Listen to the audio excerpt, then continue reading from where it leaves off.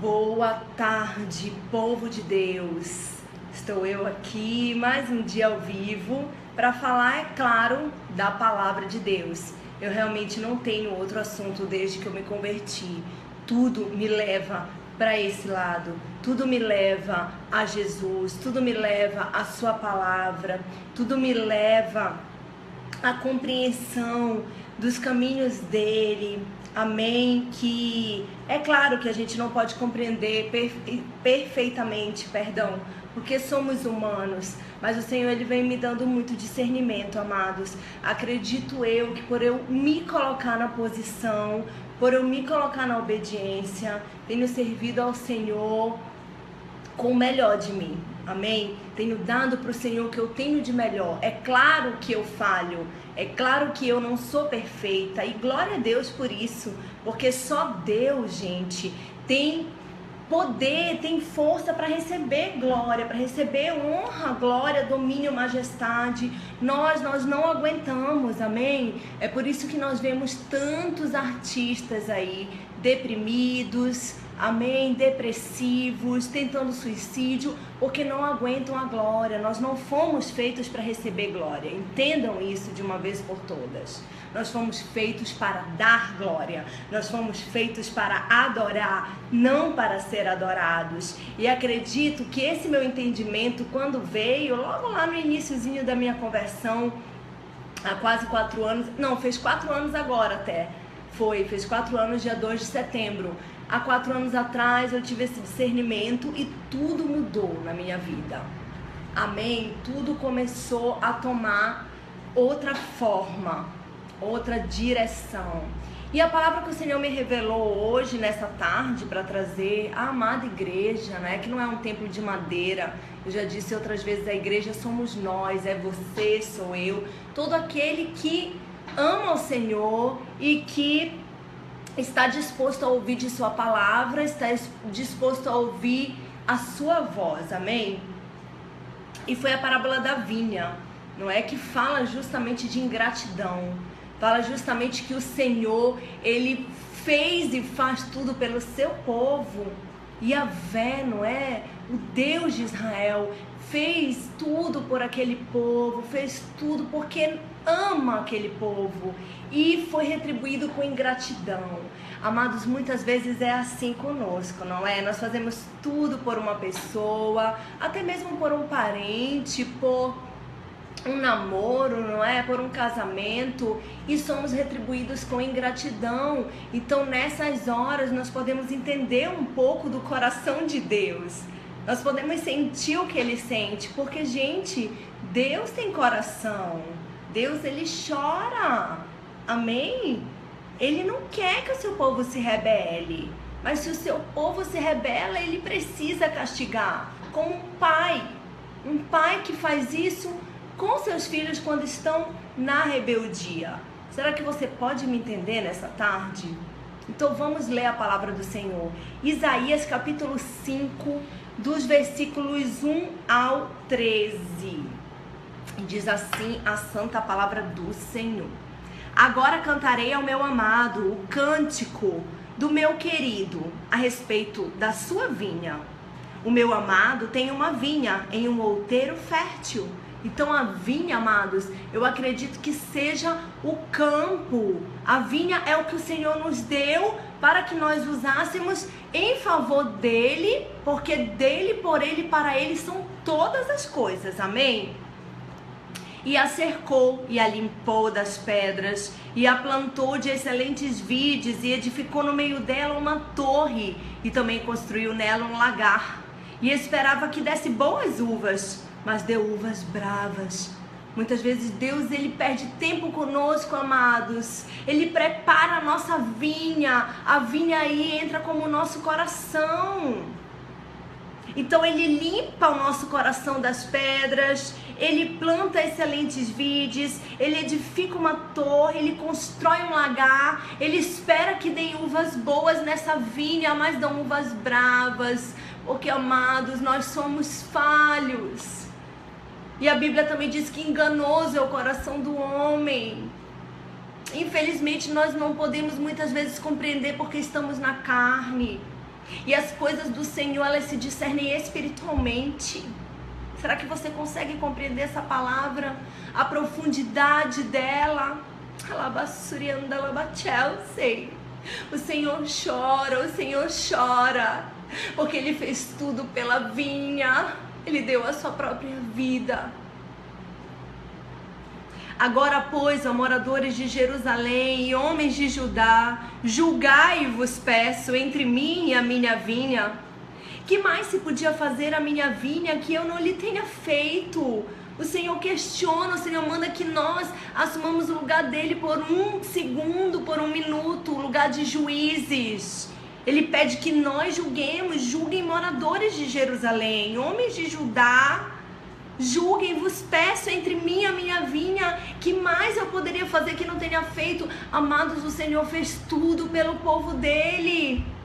O Senhor fez tudo. As mãos do Senhor estão limpas de qualquer sangue, porque Ele foi justo, Ele é justo, Ele não pode mudar. Será que você pode compreender? E como esperado, eu que desse boas uvas, veio a produzir uvas bravas. Como esperando eu, né? Então aqui no versículo 4 ele fala, que mais eu podia fazer a minha vinha que eu não tenha feito? E como esperando eu que desse boas uvas, veio a produzir uvas bravas. Ele espera de nós. Eu acredito, gente, não é querendo me achar não, porque eu tenho muitos defeitos e eu peco todo dia, mas eu acredito que o Senhor espere de mim justamente o que eu tenho dado para Ele hoje. Eu dei a minha vida para o Senhor, renuncio tanta coisa, eu não falo a metade das minhas renúncias aqui para vocês, mas todo dia é uma renúncia, amados. Todo dia é um não para esse mundo, para o pecado. Amém? Eu dou o meu melhor, eu larguei tudo para estar aqui nessa obra. Eu estou aqui na casa de oração agora, daqui a pouco nós vamos ter a segunda sexta-feira da nossa campanha. Então é isso que o Senhor espera de nós, que nós demos o nosso melhor para Ele, que nós possamos dar o nosso melhor para Ele. E quando nós não damos, quando nós damos as uvas bravas, que é o nosso pior, sabe, que é a nossa carne, a nossa natureza pecaminosa, a nossa natureza caída, ele fica triste, amados. Como eu já disse aqui, Deus tem coração. E aí ele continua no versículo 5. Agora, pois, vos farei saber sobre o que eu hei de fazer a minha vinha. Tirarei a sua sebe para que sirva de pasto. Derrubarei a sua parede para que seja pisada. Nós vemos aí o exemplo no cativeiro babilônico, como foi que o povo de Israel se curou da idolatria, amados. 70 anos de cativeiro, foram cativos, foram presos, foram escravos. Então aqui o Senhor fala isso. Eu tirarei a sua sebe para que sirva de pasto, derrubarei as paredes para que sejam pisadas. Amados, Deus é amor, mas Ele também é juízo. Ele é misericórdia, mas Ele também precisa julgar, porque esse é o papel dele como Deus. Então quando Ele fala que vem a assolação, é porque vem, porque Deus é constante. Ele não é como nós que mudamos de opinião. Ele não é como você que termina um namoro com um homem violento, um homem que muitas vezes te humilha, te bate, mas depois ele vem arrependido e você volta atrás por pura carência. Essa não é a natureza do nosso Deus. O que Ele promete, Ele vai lá e cumpre. Ele é constante. Ele não é como o homem. E a tornarei em deserto, não será podada nem cavada, mas crescerão nela sarças e espinheiros, e as nuvens darei ordem que não derramem chuva sobre ela. Amados, é o Senhor que manda a chuva para a plantação. Se Ele se irá, se nós provarmos da ira de Yahvé, Ele pode cessar a chuva. Ele é o dono da natureza. Nós vemos os discípulos falarem, mas quem é este que até o vento e o mar lhe obedecem? Ele tem poder sobre toda a natureza. Ele é Deus. Aleluia. E Ele fala que vai cessar a chuva. Ele fala que vai mandar uma assolação para a vinha. A vinha aí é Israel. Israel aí não é o país, é você, é o seu coração. Entenda o que o Senhor está querendo dizer. Porque a vinha do Senhor dos Exércitos é a casa de Israel. Olha só, por isso que aqui diz, né, que a Bíblia se explica por ela mesma. Então, tudo que eu falei para vocês eu não tinha lido. Tá aqui no versículo 7. Porque a vinha do Senhor dos Exércitos é a casa de Israel. E os homens de Judá são a planta das suas delícias. E esperou que exercessem juízo. E eis aqui opressão, justiça, e eis aqui clamor. Então, o próprio Deus vem falar que a vinha é a casa de Israel. A casa de Israel, ó, é cada coração convertido ao Senhor Jesus. Ai dos que ajuntam casa a casa, reúnem herdade a herdade, até que não haja mais lugar e fiquem como únicos moradores no meio da terra. Ah, meus ouvidos, disse o Senhor dos Exércitos, em verdade que muitas casas ficarão desertas e até as grades e excelentes sem moradores. O Senhor promete deserto, o Senhor promete escassez, o Senhor promete tempos difíceis. Mas por quê? Porque Ele é mau? Não. Porque Ele está dizendo aqui que Ele plantou a vinha, regou a vinha, deu o seu melhor para que aquela vinha fosse fértil e aquela vinha devolveu com uvas bravas. Entenda. O Senhor não é mau, mas Ele é justo. Ele precisa fazer justiça, porque essa é a natureza dEle. E 10 geiras de vinha não darão mais do que em um bato, e um homem de semente não dará mais do que um efa. Ou seja, vai acabar a produtividade da vinha, vão acabar os frutos da vinha, amados. Tem coisa pior para um ministro do evangelho, para um adorador, para um levita, para um pastor, do que secar aquela vinha, do que aquela vinha não dar mais frutos, porque é isso que nós vamos estar cara a cara com o Senhor na glória para justificar para Ele no dia do juízo. Quantas almas nós ganhamos para o reino dEle? Quantas uvas brotaram na nossa vinha? Nós vamos dar conta, nós vamos prestar contas. Então ouve, ó Israel, ouve. Não dará mais semente, não dará mais fruto, a vinha está deserta, assolada. E no versículo 11 ele continua: ai dos que se levantam pela manhã e seguem a bebedice. Eles se demoram até a noite, até que o vinho os esquente. Então a bebedice é embriaguez, não é só embriaguez do álcool, não, é embriaguez espiritual. As distrações, estão se distraindo com vinho. O vinho aí é espiritual, amados, não é o vinho físico não que embriaga. O Senhor está falando da forma espiritual. Quem tem olhos veja, quem tem ouvidos ouça. Harpas, alaúdes, tamborins e pífanos e vinho há nos seus banquetes. Não olham para a obra do Senhor, nem consideram as obras das suas mãos. Portanto, o meu povo será levado cativo por falta de entendimento, e os seus nobres terão fome, e a multidão se secará de sede. Amados, o mundo está cativo. O mundo está cativo por falta de obediência. O mundo está cativo por ingratidão, porque não valorizam tudo que Deus fez. Não é só o povo de Israel, não. Aqui ele estava falando no contexto de Israel. Aqui ele estava falando de um cativeiro que estava por vir. Amém? Após o livro de Isaías, nós entramos no livro de Jeremias. E aí sim o profeta Jeremias vem cumprir a profecia lá de Isaías, que é o que estamos lendo agora. Jeremias vem para contar sobre o cativeiro. Ele fica numa Jerusalém devastada, o profeta Jeremias. Já o profeta Ezequiel, que vem após Jeremias, né? Vem Lamentações aqui de Jeremias, e após isso vem Ezequiel. O profeta Ezequiel, ele vai para o cativeiro. Jeremias fica em Jerusalém, mas está tudo destruído. De lá ele conta. Antes disso ele adverte o povo. Antes disso Isaías adverte também aqui no capítulo 5. Amém? E já Ezequiel, ele vai para o cativeiro. Ele profetiza cativo. Ele está cativo lá, né, em Babilônia. Então a obra de Deus vem acontecendo perfeitamente. Deus não vai parar porque tem gente ficando para trás. Deus não vai parar porque você não está vigiando a sua vinha, para que ela não dê frutos, para que ela não seja aquilo que o Senhor espera. Ele não vai parar, Ele vai agir, porque o nosso Deus é um Deus de ação. Então, se você perder a bênção, ele vai e chama outro, ele abençoa outro, porque o nosso Deus é desses, amados. Então, por favor, vamos atentar, não é tempo para brincadeira, não é tempo, cuide da sua vinha, porque senão você vai ser levado cativo, porque senão você vai passar pelo deserto, porque senão o Senhor vai suspender a chuva, e a sua plantação vai morrer de fome, o seu coração vai morrer de fome, vai morrer de sede, porque virão tempos de escassez.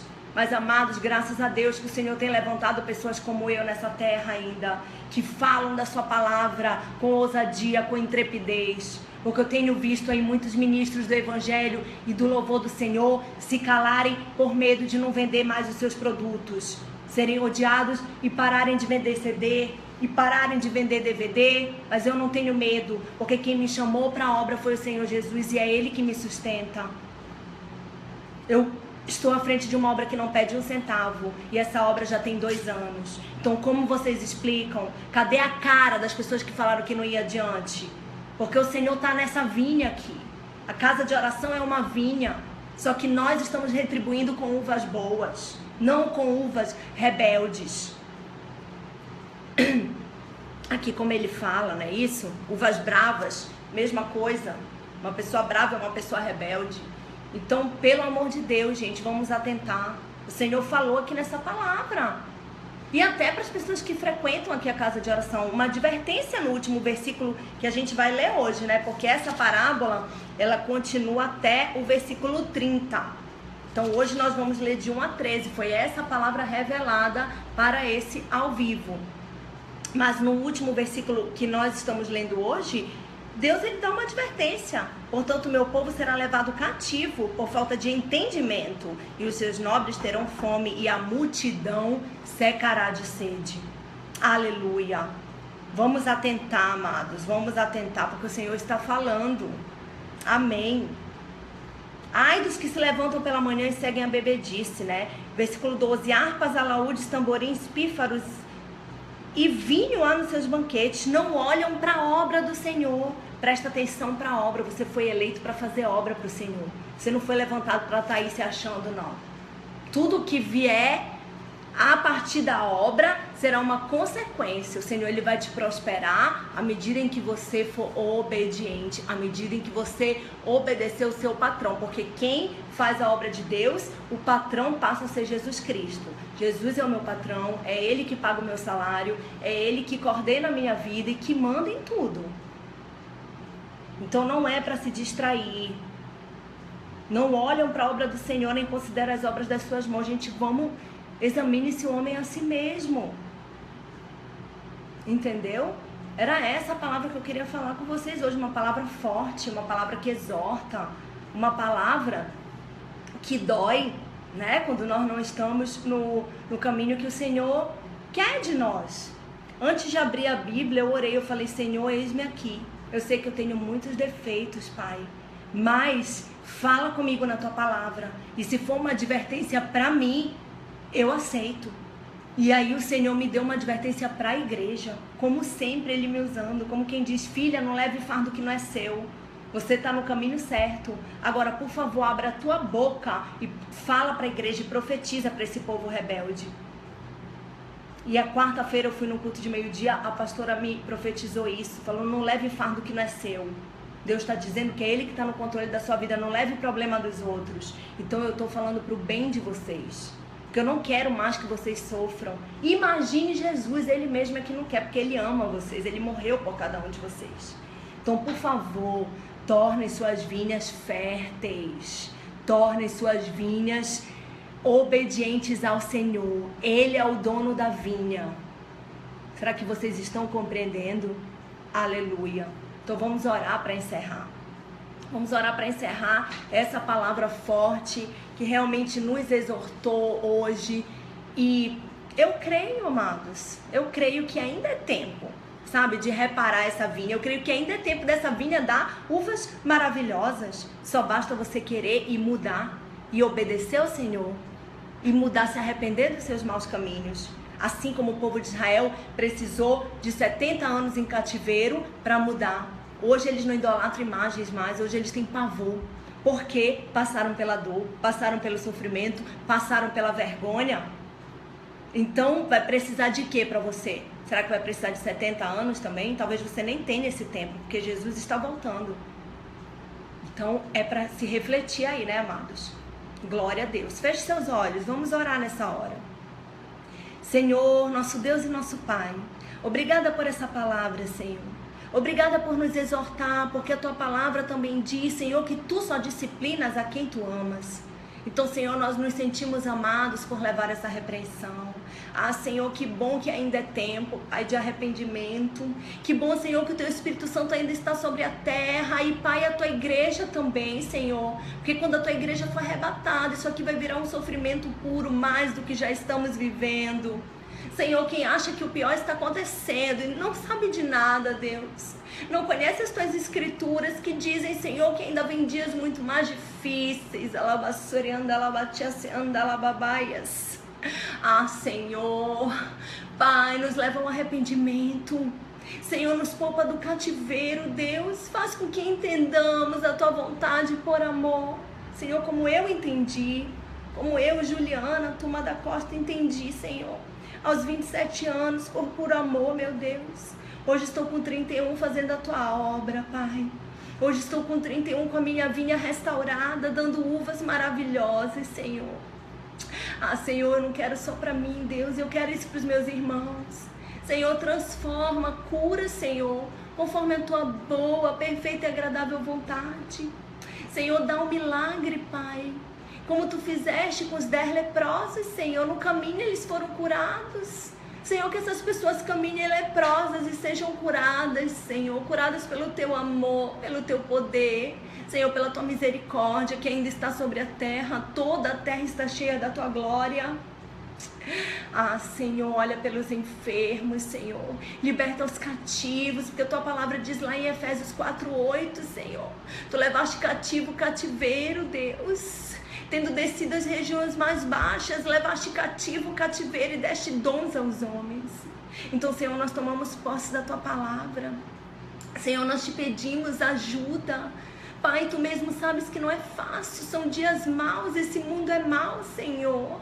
O diabo está ao nosso derredor, Senhor, rugindo como um leão, pronto a nos devorar. Mas, Senhor, tu disseste, sobre esta rocha, Pedro, edificarei a minha igreja, e as portas do inferno não prevalecerão contra ela. Nós tomamos posse da tua palavra, não do que o mundo nos diz, Senhor. Nós acreditamos em ti e não no diabo.